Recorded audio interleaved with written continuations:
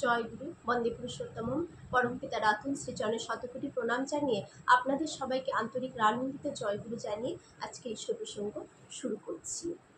আজকে এই শুভসঙ্গ খুব সুন্দর একটি বিষয়, হয়তো অনেকে এটা শুনেওছেন, তাও বলছি যাদের শোনা হয়নি তারা আবার শোনা হোক, বা একবার ইষ্টপ্রসঙ্গ শুনলেও আমাদের কিন্তু বারবার সেটা শোনার একটা ইচ্ছে থাকে, ভালো লাগে শুনতে। এমনই একটি ঘটনা, একটি ছোট্ট শিশু যে কিভাবে সব কিছু সমর্পণ করে দিতে হয় ঠাকুরের কাছে, সেটাই একটা ছোট্ট শিশু শেখালেন আচার্যদেব, তাই বললেন। আসুন সেই ছোট্ট ঘটনাটি শুনে নিন। 3 বছরের একটি শিশু তার মার সাথে গেছেন আচার্যদেবের কাছে প্রণাম করতে।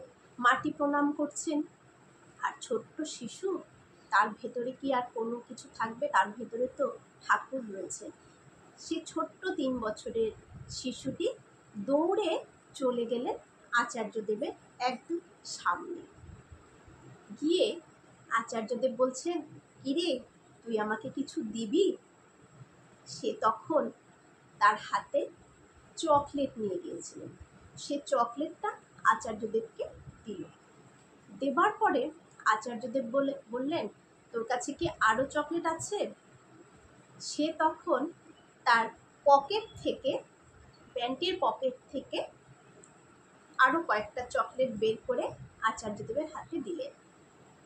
আবার আচার্যদেব বলছেন, তোর কাছে কি আরও চকলেট আছে, আরও দিবি? বলতেই পকেট থেকে, বুক পকেটে, জামার যে বুক পকেট থাকে সেখান থেকেও চকলেট বের করে আচার্যদেবকে দিল। আবার আচার্যদেব বলছেন, আরও আছে তোর কাছে, তুই আরও দিবি?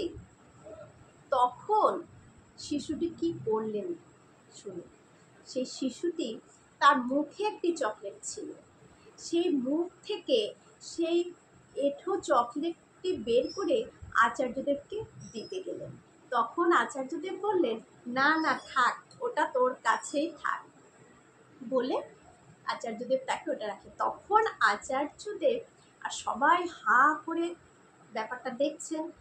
তখন আচার্যদেব বলছেন, এভাবেই ঠাকুরের কাছে উৎসর্গ করতে হয় নিজেকে, এভাবেই সব বিলিয়ে দিতে হয় ঠাকুরকে। জীবনের সব কিছু তার চরণে এভাবেই সমর্পণ করতে হয়। এই ছোট্ট শিশুটি সেটা শিখিয়ে দিলেন, যে কিভাবে একে একে সব দেবার পরে তার মুখে যে এঁটোটা ছিল সেটাও তিনি দিয়ে দিলেন, শুধু আচার্যদেব চেয়েছেন বলে। আমরাও যদি ঠাকুরকে এভাবেই সব কিছু দিয়ে দিতে পারি না, তিনি ভরিয়ে দেবেন। একটা গল্প আমরা সবাই জানি, এক রাজার কাছে রাজা কল্পতরু হয়েছিলেন, সবাইকে যে যা চাইছেন রাজা সব কিছু দিচ্ছেন। তখন একজন ভক্ত রাজার, সে প্রজা ছিলেন, সে তখন তাকে বললেন, তুমি কি চাও? তখন সে বলছেন, আমার কিছুই লাগবে না, শুধু আপনি আমার একটু বাড়িতে পদধূলি দেবেন তবেই হবে।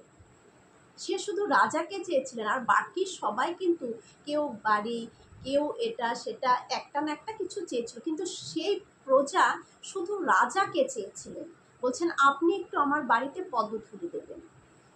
তখন বলছে, না তুমি অন্য কিছু চাও, আমি কল্পতরু হয়েছি, আমি সব কিছু দিতে পারি। বলেছে, না আমার কিচ্ছু লাগবে না রাজা মহাশয়, আপনি শুধু একবার আমার বাড়িতে পদধূলি দেবেন, আমি তাতেই সন্তুষ্ট।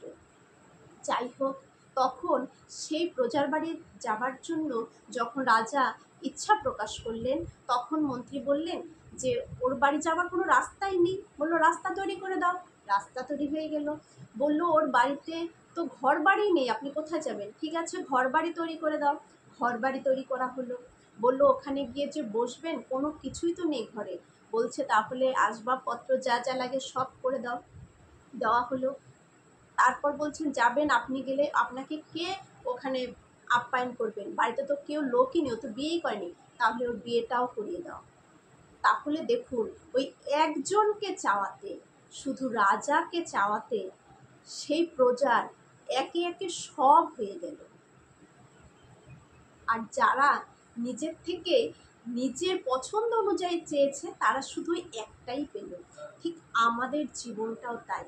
আমরা যদি শুধু ওই আমার ইষ্টকে, পরম পিতাকে শুধু চাই, তাহলে আমাদের সব তিনি মিটিয়ে দেবেন। তার সন্তান আমরা। আমার কখন কি দরকার, কোনটাতে আমি ভালো থাকবো, কতটুকুতে আমি ভালো থাকবো, তিনি বুঝিয়ে দিচ্ছেন। আমরা অনেক সময় বলি না যে আমার এটা নেই সেটা নেই, অনেক সময় আমাদের ভাবনা যেগুলো আসে, আরে ওটা আমার প্রয়োজন নেই, নেই বলেই ঠাকুর আমাকে দিচ্ছেন না। যখন আমার সেটার প্রয়োজনের সময় আসবে, তিনি এমনিতেই কোনো না কোনোভাবে আমাকে দিয়ে দেবেন। তাই যতটুকু পাচ্ছি ততটুকুতেই যদি সন্তুষ্ট থাকি যে তিনি আমাকে দিচ্ছেন, এই ভাবটা যদি কারো একবার অন্তরে গেঁথে যায় না, তাকে দুঃখ কখনো তাকে স্পর্শ করবেন না।